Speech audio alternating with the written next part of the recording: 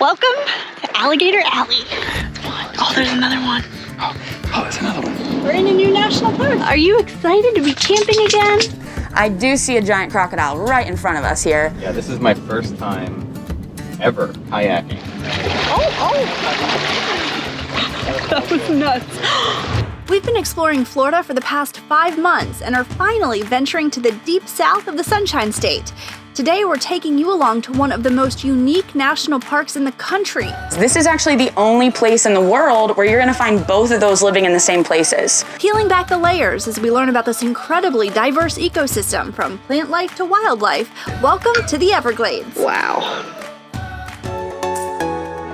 We're Howard and Caitlin Newstate, food people, dog people, adventure people. And for the past 3 years, we've been traveling through North America and beyond in our Winnebago Navion. Our passion is sharing the wonderful, You've done it. and sometimes challenging parts of our life on the road with you. Well, I'm reasonably sure it's a bear. Taking you off the beaten path, meeting interesting people, and trying new things. Each week we bring you along with us to explore unique things about every new state we visit. Welcome to Alligator Alley. We were driving and I looked over and saw all these people on the platform. I'm like, there's alligators. Don't do it, Caitlin. You don't gotta tell me twice. Remember, I'm the queen of safety. Oh, that's one. Oh, there's another one. This is my gator face. Wow, guys, look at them. 1, 2. Oh, that one moved. 3, 4, 5. There's 5 right here. This is a great welcome on our way to the Everglades. It's really scary to be standing like 5 feet above an alligator, especially when he just like jumped in the water. Hi.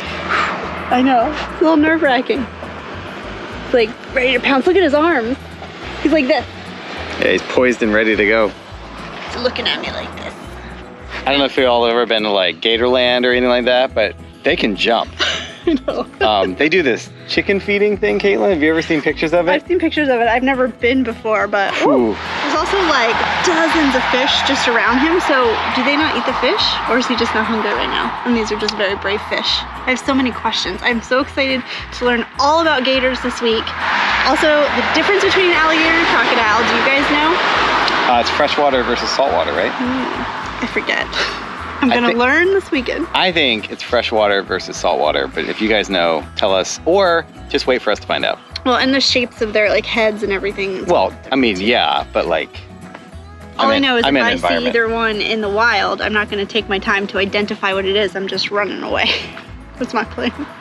Yeah, but don't they just like run across the water? Oh. They do not have in their repertoire of tricks the ability to chase you across this parking lot, bite you on the back end, roll you over, and eat you up. It's not happening. This was definitely worth the stop. We're not even remotely close yet. We still have over 100 miles to go before we're actually at the campground inside of Everglades. I'm so excited. It says the alligators can weigh up to 1,000 pounds. And looking at some of those big boys, I'll believe it. Well, that one was like 50 pounds. Did you see the little one? The tiny one, I know, they're so cute. And then you're like, they're vicious. Oh, Caitlin. Oh, lock of the door. Right, you gotta stay in here or you'll be a snack. Get back. All right. How many more hours? We got 2 more hours till we're at the campground.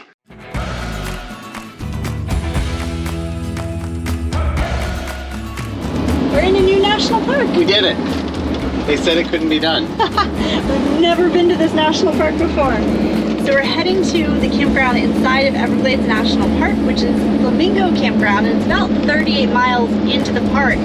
So it's kind of cool because we'll get a nice lay of the land and get to scope out some of the park before we get to the campground. Alright, you guys have an electric stay for a few nights. You'll be in T21. Okay. And you'll see the trailer lift is going to go to the right. That's where you're going to head. Okay. And when you do that, you'll go right around here to the sign that says 21 through 27. You'll pull in there, 21 is pull through the site. Okay, perfect. Made it. Yay!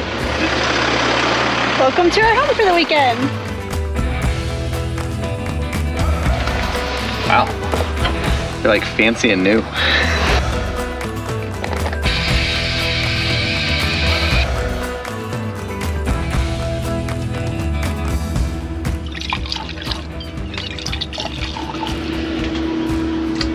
minutes.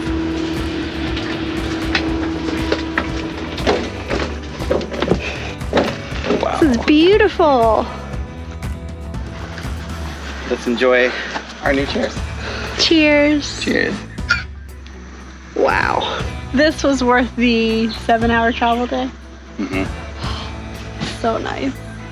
It's so awesome to be camping again.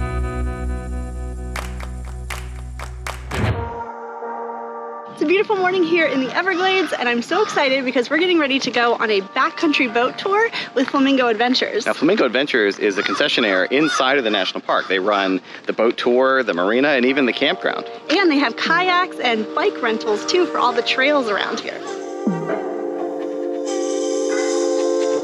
Hi everyone, my name's Christina, and today we're gonna have some awesome opportunities to see some crocodiles out there, maybe some manatees, dolphins, birds, you name it. We're gonna be checking it out in the swamp today. I do see a giant crocodile right in front of us here. Where these orange cones are, there is a crocodile nest up here, and she has been hanging around, making sure nobody's messing with her eggs. What's the difference between crocodiles and alligators? This is actually the only place in the world where you're gonna find both of those living in the same places. First thing you look at here is that color. Light gray means crocodile. If it was a dark green or black, that's probably gonna be an alligator. Second thing would be the snout shape. So crocodiles have a more narrow kind of V-shaped snout. Alligators have a rounded off U-shaped snout. Third thing would be their teeth, and we're getting a real good view of the teeth right now. But if her jaw was shut and you'd see those teeth on the outside, that's when you know it's crocodile. Cynical smile means crocodile. That's how you remember that. And then finally, dead giveaway that I know this whole tour here, we're only gonna be seeing crocodiles, is the water. Because here it's brackish, it's a mix of salt and a mix of fresh.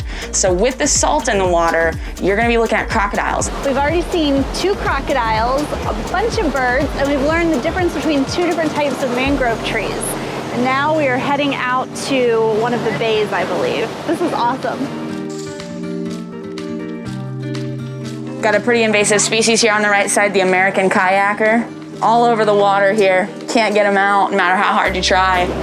It's pretty wild because all of Coot Bay is only 4 feet deep. It's just incredible to look out at this like expansive waterway and to think that it's that shallow. They say that 90% of the fish that you find within 100 miles of Florida coastways start their life in this area. That was really awesome. We learned so much, and now we're able to identify those things out in the wild while we're doing our hike. So we would definitely recommend doing that first. And finally had my questions answered about the difference between a crocodile and an alligator. After our boat ride, we got to spend a little time with JJ, General Manager of Flamingo Adventures and unofficial national park enthusiast. He's worked at many parks across the country, but says the Everglades, specifically the Flamingo area of the park, keep calling him back. And it's always hard to pinpoint on what that is. I think part of it's just the community down here, not just with the employees that are here, but the guests that come down. There's a lot of people that have been coming here for years and years and years. They come here every winter. Those that come down here really understand that uniqueness. JJ offered to give us a peek at some of the other ways to stay and enjoy Flamingo. While the RV park is a great option, not everyone travels by RV like us. Maybe you like being out on the water or getting closer to nature. So JJ, can you actually take these houseboats out? You can. So we have 2 options to rent. One goes out on the water, the other one stays here at the dock. We call this a floating cottage. It's our 2-bed option. Oh, that's awesome. You got a kitchen. Yeah, it really is. Oh, it's even a Dometic fridge. It really is like Exactly. an RV. That is really big. Now that is not RV size. We have the barbecues hooked up to the propane, so you can cook your fresh catch right there. This is our other floor plan. This is the one with the bunk bed, so you can sleep 6 adults comfortably. I've seen big bunk beds like this before. You're fully stocked with everything you would need to cook. Really everything you need to be out on the water. Coffee's always important. Oh gosh, yeah. This would be so much fun with a group of friends. Does anybody want to come rent a houseboat with us and go out? This is so cool. Or if being on the water doesn't float your boat, how about renting an Ecotent? You can bring your own gear in the summer or rent a furnished unit up until June 1st for an elevated camping experience. Look at this view. You can stay right in your tent and watch the sunrise. It's absolutely amazing. Oh, that's and then, you have all of the sunset colors here behind you. And lastly, JJ took us to the construction site of their brand new Flamingo Lodge. So is this where the old hotel was? This is where some of it was, absolutely. This is, yep, we're rebuilding on the exact same site. Which will feature 24 cottages built out of shipping containers and a new restaurant, all overlooking the gorgeous Florida Bay. This is a long time coming, so we're all very excited to see this come to fruition. Just another way for people to come and enjoy and experience the park.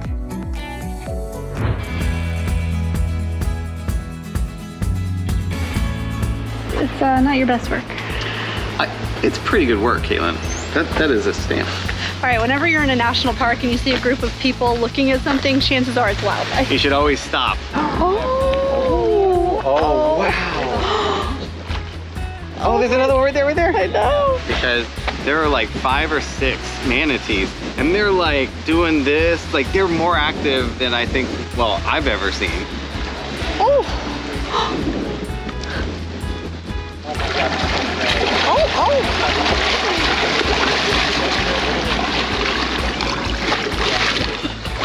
That was nuts. Yeah, that was incredible. I've never seen them maneuver quite like that. And I didn't know that they would like come out of the water and kind of crest like that. Mm-hmm. And the little ones just kept eating all the grass. That's what I would be doing.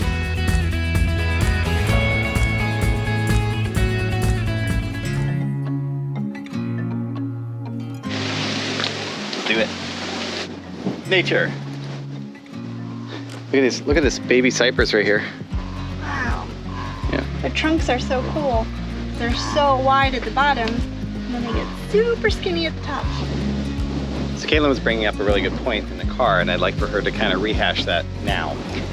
About how different this is from other national parks. Yeah, so if you're used to going to some of the major national parks, think like Yosemite, Glacier, Yellowstone, they have a lot of really beautiful vistas, and it's all about the landscape.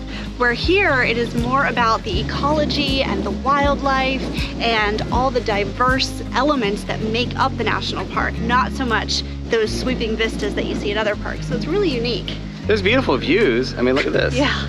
This is absolutely beautiful, but it's not the same thing at all. No, you really have to like get in and peel back the layers and learn from the people who live and work here to truly understand why it's so special. It's really cool. Ooh, you smell it? Yeah, do you smell that? All right, here's a little surprise. I didn't know this. Did you know that there are pine trees in the Everglades? We're in a pine tree forest called Pine Tree Land. Pineland. Pineland. But, look at that. Real life palm trees. I mean, real life pine trees. Crazy. So this trail takes you through one of the most diverse ecosystems of the park. This keeps getting more and more interesting. This doesn't look anything like the rest of the Everglades where we've been. So we just read on a plaque that without the prescribed burns that they do sometimes, these hardwood trees could take over the entire Everglades, making it one big hardwood hammock. So the burns are really important to preserve the rest of the Everglades. So they do prescribe burns since there's not enough natural occurrence of it. Yeah. One of the plaques said, and I've never seen it written quite like this, but I think it's a great way to remember it, is that just like doctors write prescriptions, rangers write prescriptions for burns. Oh. Yeah. We finished our first full day in true Newstate fashion with some delicious food that we found just outside the park. A great way to refuel for round 2 of exploring the Everglades. So we drove back up towards the entrance of the park, and we are at Royal Palm right now, which has its own visitor center, and we are lucky enough to be catching one of the only few ranger talks left this season. Yeah, this is like the end of the season, and so things kind of slow down a little bit. It gets a little too hot for most people. So we're gonna see what the ranger has to say about gators, and he said whatever else we want to ask him about, and then we're gonna do 2 little hikes. Well, they're Walks. They're walks. If we did not have alligators in this park, this place would not look or work exactly like it does today. Has anybody ever heard that you should zigzag if you're being chased by an alligator? 1 second, the time it takes you to blink your eye or wink at your boyfriend or girlfriend, as the case may be.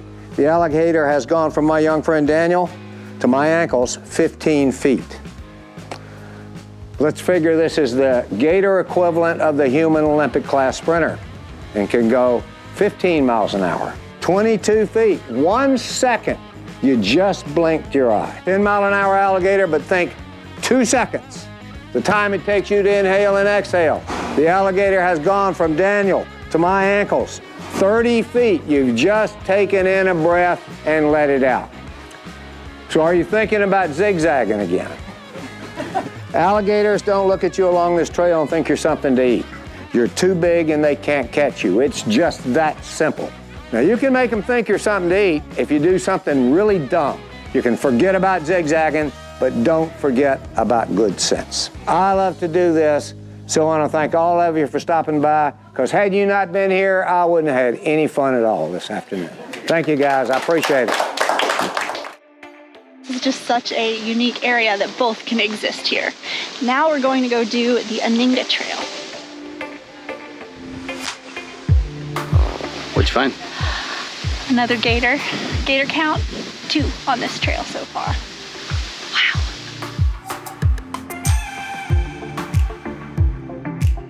All right, we finished the Anhinga Trail, and just a few feet away is the Gumbo Limbo Trail, which are not similar at all. This one is all about botany. It is a forest, it's jungly.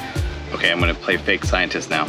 This is a solution hole, and solution holes are formed by acid that is developed because of the leaves, as they decompose, become acidic, and that eats the limestone, which helps the cypress because the cypress wants deeper water around it. And so it's basically building its own little pond around itself. That's crazy.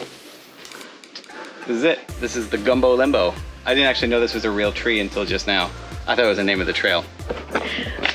I did tell him yesterday that the name of the Gumbo Limbo Trail was because there were Gumbo Limbo trees here. I didn't remember that part. It's okay. The Gumbo Limbo tree is also sometimes called the tourist tree because of the peeling bark. It kind of looks like tourists with their peeling skin. This part of Southwest Florida is an agricultural mecca, which is evident as you drive in towards Everglades National Park. One must-visit spot about 15 minutes away started years ago as a simple fruit stand, but Robert is Here has grown into a tourist destination featuring exotic fruits and vegetables grown right here on their property. And Robert was definitely there while we visited, working behind the counter, bagging groceries. Another big draw are the made-to-order smoothies and milkshakes, which were delicious.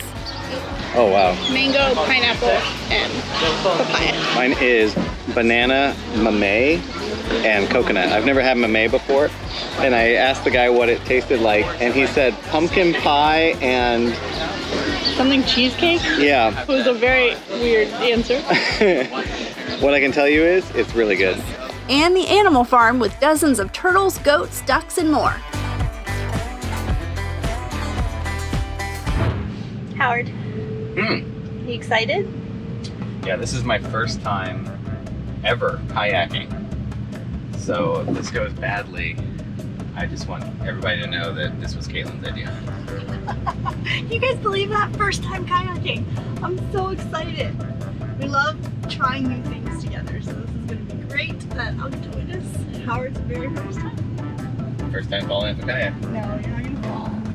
Okay, so we are off on our kayaking adventure, and we're back in the canal.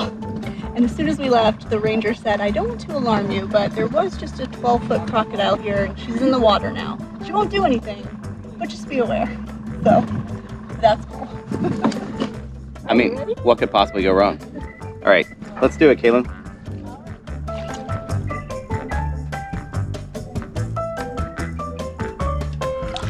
I think we've been paddling almost an hour now. We're trying to get to a little dock that we saw when we were on the big boat. It's a very loud bird.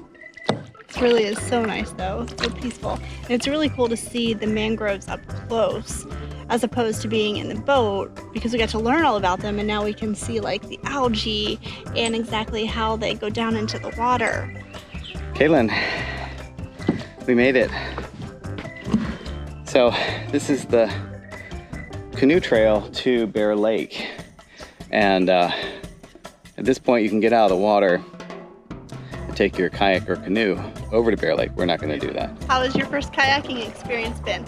Well, I mean, considering I'm paddling for 2 right now, I have to give a shot. Mediocre at best, but the rest of it's been great. You've done so good. Thank you.